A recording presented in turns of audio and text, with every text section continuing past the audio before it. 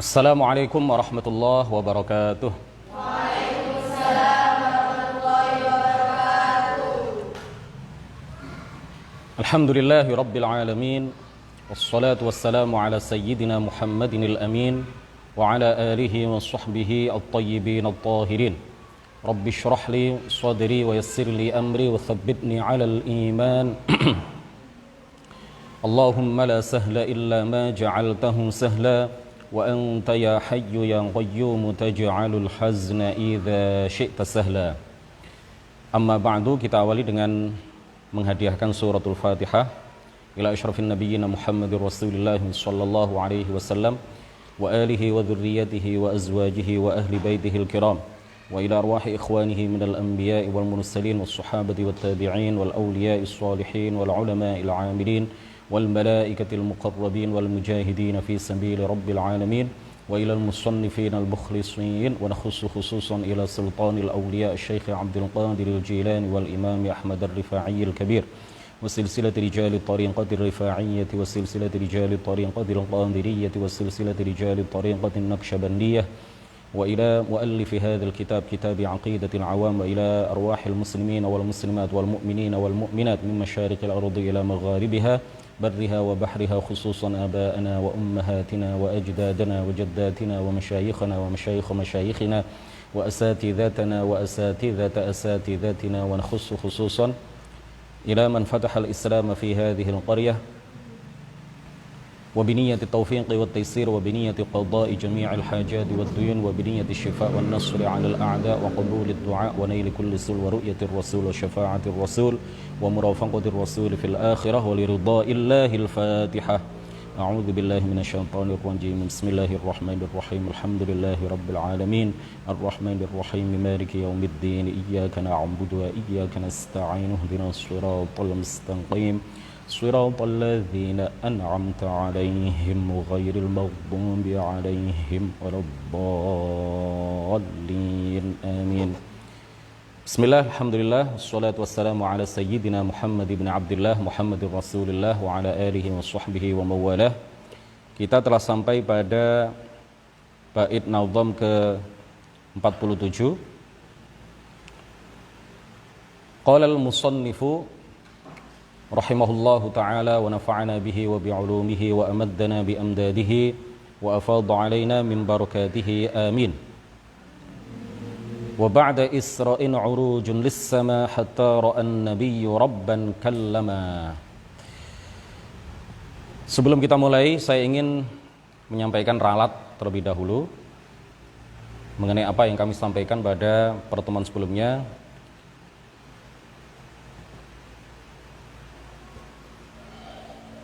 Setelah saya putar ulang video tayangan pelajaran sebelumnya, kajian kitab Aqidatil Awam pada pertemuan sebelumnya, ada sabqul lisan, ada salah ucap. Ya, karena saya manusia biasa. Seorang nabi, seorang rasul mustahil salah ucap. Tapi kalau manusia biasa seperti saya dan seperti kita semua, bukan nabi, bukan rasul, bisa saja salah ucap, sabqul lisan. Pada pertemuan sebelumnya saya sampaikan bahwa ada beberapa pendapat mengenai kapan terjadinya Isra dan Mi'raj. Pendapat yang pertama adalah kana ba'dal bi'tsati bi'amin wa nisf.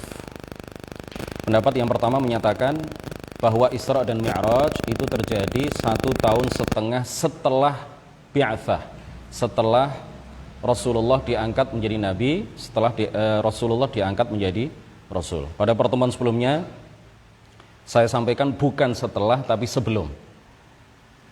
Saya menyampaikan secara salah ucap. Saya sampaikan hal itu terjadi menurut pendapat yang pertama 1,5 tahun sebelum Rasulullah diangkat menjadi nabi atau diangkat menjadi rasul. Yang benar adalah, saya ralat, yang benar adalah 1,5 tahun berdasarkan pendapat yang pertama, 1,5 tahun setelah Rasulullah diangkat menjadi nabi atau diangkat menjadi rasul. Kita lanjutkan.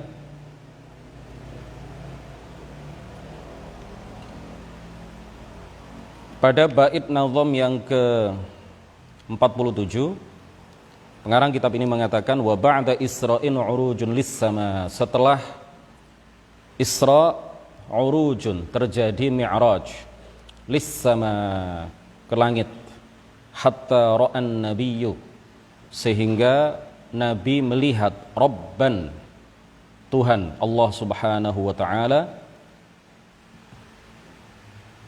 kallama,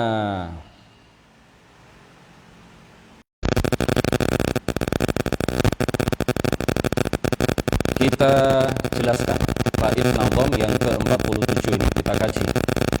Mudah-mudahan Allah Subhanahu wa taala memberikan ilmu yang bermanfaat bagi kita semua. Amin ya rabbal alamin. Terkait dengan Isra, terkait dengan mukjizat Isra, maka ada ayat yang sharih, ada ayat yang sangat terang benderang yang menjelaskan tentang perjalanan Isra. Ayat itu adalah surah Al-Isra, suratul Isra ayat 1. Ayat ini secara eksplisit, secara sangat jelas menjelaskan kepada kita bahwa Allah Subhanahu wa taala memperjalankan hambanya, yaitu Nabi Muhammad sallallahu alaihi wasallam, dari Al-Masjidul Haram menuju ke Al-Masjidul Aqsa. Dan ini sudah kita kaji, sudah kita bahas pada pertemuan sebelumnya. Sedangkan tentang mukjizat Mi'raj, tidak ada nas, tidak ada ayat nas Al-Quran yang sharih, yang eksplisit, yang terang benderang yang menjelaskan tentang Mi'raj. Kalau tentang Isra ada nas Al-Quran yang sangat jelas, sangat eksplisit yang menjelaskan mengenai perjalanan Isra, mengenai mukjizat Isra. Adapun terkait dengan mukjizat Mi'raj yang merupakan satu rangkaian mukjizat yang Allah anugerahkan kepada beliau, nas Al-Quran tentang itu tidak ada yang eksplisit. Warada fil Mi'raj ma yakadu yakunu nassan shariha. Ada nas Al-Quran terkait dengan Mi'raj itu yang nyaris eksplisit, yang mendekati terang benderang, tetapi tidak seterang dan tidak sebenderang ayat yang menjelaskan tentang Isra. Nas yang menurut para ulama nyaris eksplisit itu adalah firman Allah Subhanahu wa taala, walaqad ra'ahu nazlatan ukhra 'inda sidratil muntaha. Walaqad ra'ahu nazlatan ukhra 'inda sidratil muntaha. Dan ada ayat yang lain. Nanti akan kita jelaskan. Adapun tentang hadis, adapun terkait dengan Mi'raj ini, kalau hadis yang berbicara masalah Mi'raj itu banyak sekali, ya. Berdasarkan hadis-hadis sahih, kita yakin para ulama juga mengajarkan kepada kita, dan ini termasuk salah satu prinsip akidah ahli sunnati wal jamaah, bahwa kita wajib meyakini terjadinya Mi'raj. Wa ba'da Isra'in urujun lis-sama.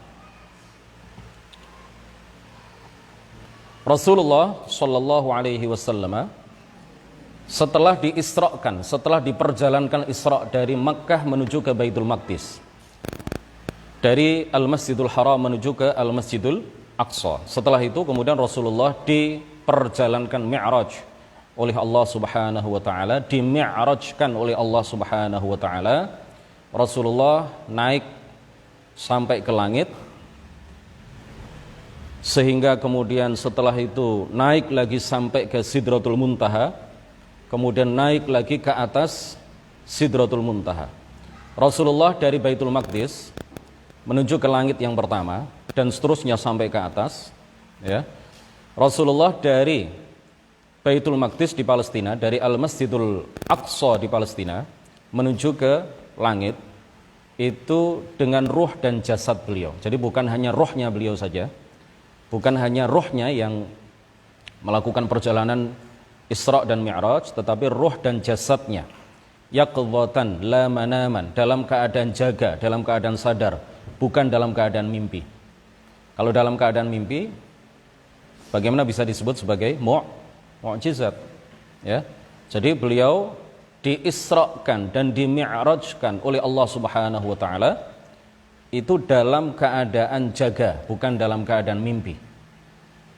Bukan hanya birruh, tetapi bil jasadi warruh, bukan hanya dengan ruh beliau, tetapi jasad dan ruh mulia beliau ini semuanya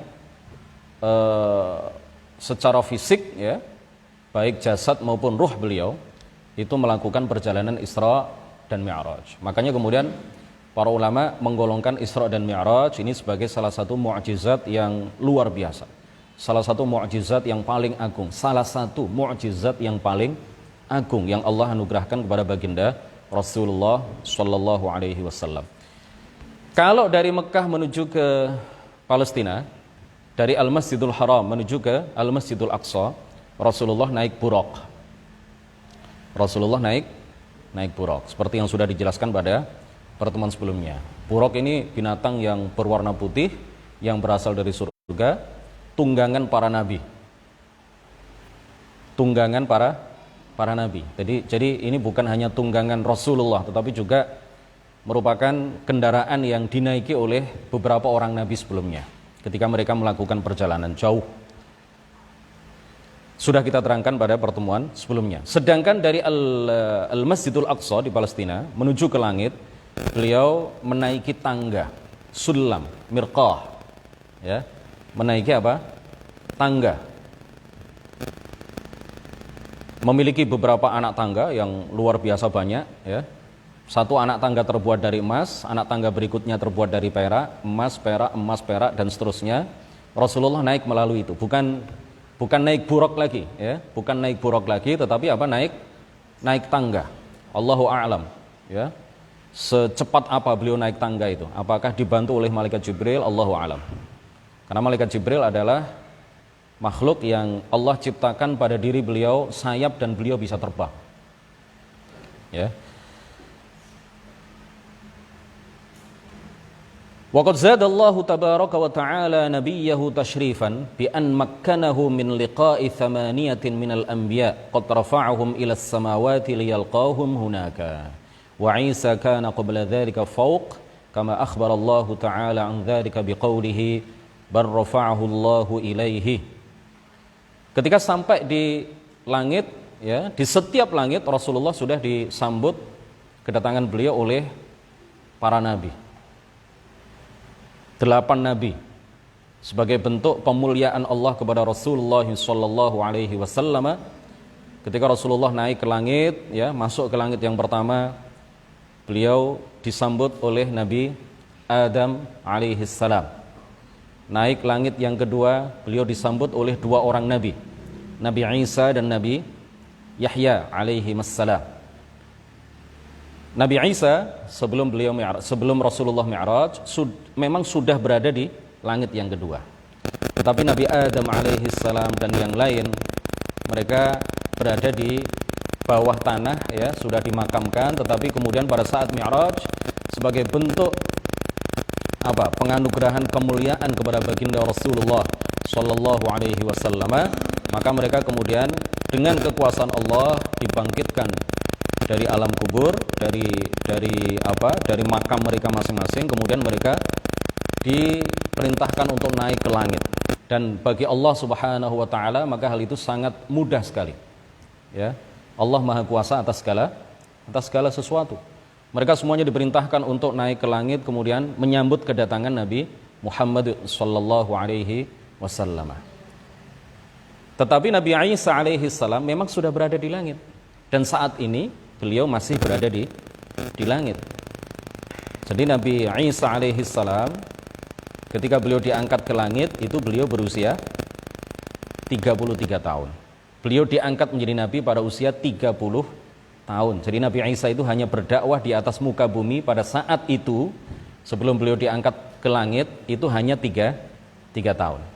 Dan menjelang hari kiamat nanti, dan ini merupakan salah satu tanda semakin dekatnya hari kiamat, beliau turun, ya, Beliau turun ke atas muka bumi dan akan dan beliau akan mengikuti syariat yang dibawa oleh baginda Rasulullah sallallahu alaihi wasallam. Bar rafa'ahu Allahu ilaihi. Di dalam Al-Qur'an disebutkan apa? Bar rafa'ahu Allahu ilaihi. Nabi Isa itu tidak diwafatkan tetapi diangkat oleh Allah Subhanahu wa taala ilaihi, bukan ke sisi Allah, jangan diterjemahkan ke samping Allah. Nabi Isa diangkat oleh Allah ke tempat di dekat Allah, jangan diartikan seperti itu ya.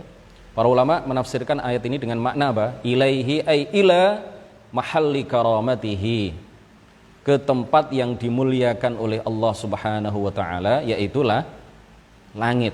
Jadi langit itu tempat yang dimuliakan oleh Allah Subhanahu wa taala. Karena enggak ada orang melakukan perbuatan maksiat di sana. Orang melakukan perbuatan maksiat di langit enggak ada. Karena yang tinggal di sana hanya malaikat, dan malaikat itu tidak ada satupun di antara mereka yang berbuat dosa, berbuat maksiat, berbuat perbuatan-perbuatan yang melanggar perintah Allah Subhanahu wa taala. Makanya kemudian langit itu disebut sebagai tempat yang mulia, tempat yang dimuliakan oleh Allah Subhanahu wa taala. Kemudian di langit yang ketiga, ketika beliau naik ke langit yang ketiga, beliau disambut oleh Nabi Yusuf alaihi salam. Naik ke langit yang keempat, beliau disambut oleh Nabi Idris alaihi salam. Naik ke langit yang kelima, beliau disambut oleh Nabi Harun alaihi salam. Naik ke langit yang keenam, beliau disambut oleh Nabi Musa alaihi salam. Naik ke langit yang paling atas, yaitu langit yang ketujuh, beliau disambut oleh Nabi Ibrahim alaihi salam. Semuanya mendoakan beliau dengan doa-doa kebaikan. Semuanya menyambut kedatangan beliau dan kemudian mendoakan kepada Allah Subhanahu wa taala ya, bagi kebaikan Rasulullah Muhammad sallallahu alaihi wasallam. Di dalam sebuah hadis yang diriwayatkan oleh Imam Muslim, di dalam kitab Sahih Muslim dari sahabat Anas bin Malik radhiyallahu anhu, dikatakan bahwa Jibril kana idza sa'ida bin nabiyyi ila kulli sama'in istaftaha. Jadi ketika malaikat Jibril menemani Rasulullah sallallahu alaihi wasallam untuk naik ke langit, di setiap langit malaikat Jibril kemudian istaftaha, minta kepada khazinus sama, malaikat penjaga langit. Jadi langit itu punya pintu. Masing-masing langit itu punya pintu. Dan masing-masing pintu di setiap langit itu ada khazinnya. Ada malaikat yang ditugaskan oleh Allah untuk menjaganya. Setiap mendekati pintu langit, malaikat Jibril kemudian mengatakan kepada malaikat yang ditugaskan oleh Allah Subhanahu wa taala untuk menjaga pintu langit, ya. Beliau minta supaya dibukakan pintu langit. Istaftaha, ya, minta dibukakan pintu langit. Kemudian malaikat penjaga pintu langit itu mengatakan, "Man anta?" Siapa Anda? Siapa engkau? Malaikat Jibril kemudian mengatakan, "Jibril." Lalu malaikat penjaga pintu langit mengatakan, "Waman ma'aka?" Siapa yang bersamamu? Malaikat Jibril kemudian mengatakan apa? Muhammad. Lalu malaikat penjaga pintu langit kemudian bertanya, "Waqad bu'itsa ilaihi?" Waqad bu'itsa ilaihi? Apa artinya waqad bu'itsa ilaihi? Artinya bukan berarti apakah Muhammad sudah diutus menjadi nabi, bukan. Artinya bukan begitu. Karena malaikat semuanya tahu bahwa Muhammad adalah seorang nabi. Ya, semuanya tahu kapan beliau diangkat menjadi nabi. Jadi ketika Nabi Muhammad sallallahu alaihi wasallam akan masuk ke langit melalui pintu langit, itu kemudian ada malaikat penjaga langit yang bertanya kepada malaikat Jibril yang menemani beliau ketika itu. Pertanyaannya adalah qad bu'itsa ilaihi, itu artinya apa? Apakah sudah saatnya Muhammad diperintahkan untuk mi'raj dan masuk ke langit? Ya, ini sebagai apa? Farahan bihudurin nabi, ya, lis-sama. Ini adalah sebagai bentuk kegembiraan, kebahagiaan yang diluapkan oleh malaikat penjaga langit ketika Nabi Muhammad akan memasuki langit, akan memasuki pintu langit, ya, atau memasuki langit melalui pintunya. Jadi ini adalah sebuah kegembiraan yang ditunjukkan oleh para malaikat penjaga langit yang pertama, penjaga langit yang kedua, sampai penjaga langit yang ketujuh. Ketika beliau Rasulullah Shallallahu Alaihi Wasallam ditemani oleh malaikat Jibril masuk ke langit yang ketujuh, beliau melihat faida bi Ibrahim alaihi salam musnidun dhahrahu ilal baitil ma'mur wa huwa baitun yadkhuluhu kulla yawmin 70,000 malakin la ya'uduna ilaihi. Ketika sampai di langit yang ketujuh, Rasulullah melihat bahwa Nabi Ibrahim ketika menyambut beliau itu menyandarkan, Nabi Ibrahim sedang menyandarkan punggungnya ke sebuah bangunan di sana yang bernama Al-Baitul Ma'mur. Apa? Al-Baitul Ma'mur. Al-Baitul Ma'mur ini seperti Ka'bah bagi penduduk bumi. Al-Baitul Ma'mur itu bagi penduduk langit, yaitu para malaikat, itu ibarat Ka'bah yang ada di Mekah sana bagi para penduduk bumi. Setiap hari Al-Baitul Ma'mur itu dimasuki oleh 70.000 malaikat. Setiap hari 70.000 malaikat hari ini masuk ke kawasan Al-Baitul Ma'mur. Kemudian mereka tawaf mengelilingi Al-Baitul Ma'mur. Lalu di akhir hari mereka keluar dan tidak kembali selamanya. Lalu di hari yang kedua datang 70.000 malaikat yang lain. Bukan 70.000 malaikat yang datang pada hari sebelumnya, enggak. 70.000 malaikat yang lain. Mereka kemudian tawaf mengelilingi Al-Baitul Ma'mur di atas langit yang ketujuh. Kemudian mereka keluar dari Al-Baitul Ma'mur dan tidak kembali lagi selamanya ke area Al-Baitul Ma'mur. Kemudian pada hari berikutnya juga begitu. Pada hari berikutnya lagi juga begitu. Ini sejak Al-Baitul Ma'mur diciptakan oleh Allah, ya. Setiap hari datang 70.000 malaikat yang berbeda dengan 70.000 malaikat yang memasuki kawasan Al-Baitul Ma'mur pada hari sebelumnya. Jadi jumlah malaikat itu berapa? Sudah berapa ribu tahun Al-Baitul Ma'mur? Sudah berapa juta tahun? Allahu a'lam. Al-Baitul Ma'mur itu diciptakan oleh Allah Subhanahu wa taala, setiap hari didatangi oleh 70.000 malaikat yang berbeda dengan 70.000 malaikat yang lain yang mendatangi area Al-Baitul Ma'mur pada hari-hari berikutnya. Makanya para ulama mengatakan apa? Malaikat itu jumlahnya lebih banyak daripada seluruh kerikil di seluruh dunia. Malaikat itu jumlahnya lebih banyak dibandingkan dengan seluruh kerikil di seluruh dunia.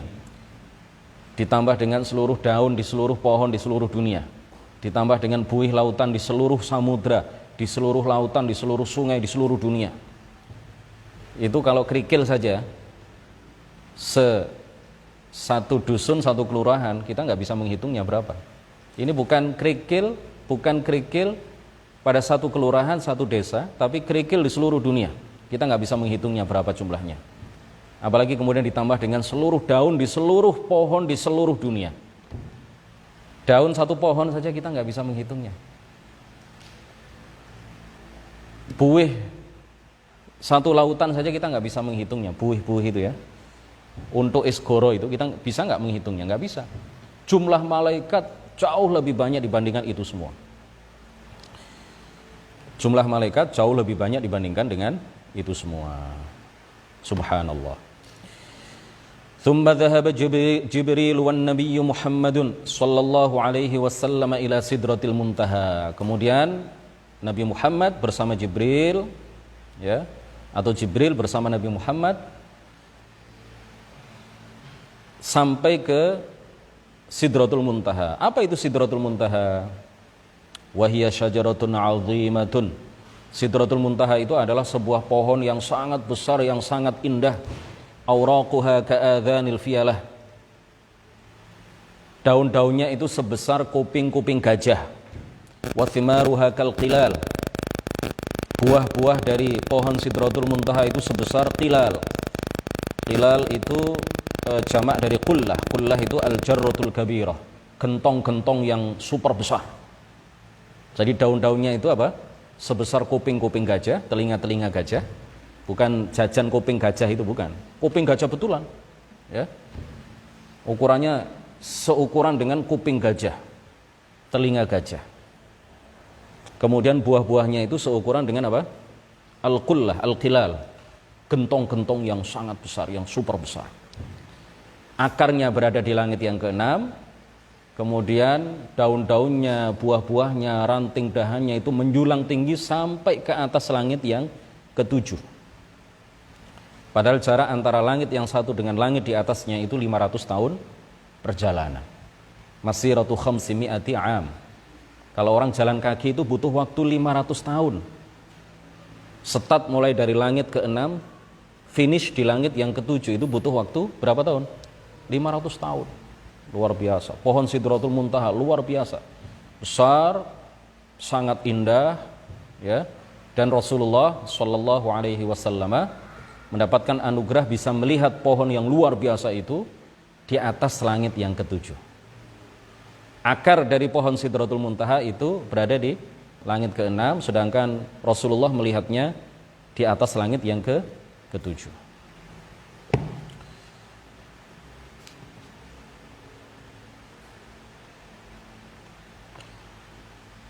وقد تعاقب للنبي خرق العادة في تلك الليلة المباركة حيث أزيل عن سيدنا محمد الحجاب المعنوي المانع من سماع كلام الله الأزلي الأبدي الذي ليس ككلام العالمين فسمع النبي كلام الله وفهم الرسول منه الأوامر التي أمره الله بها والأمور التي بلغها فيما بعد.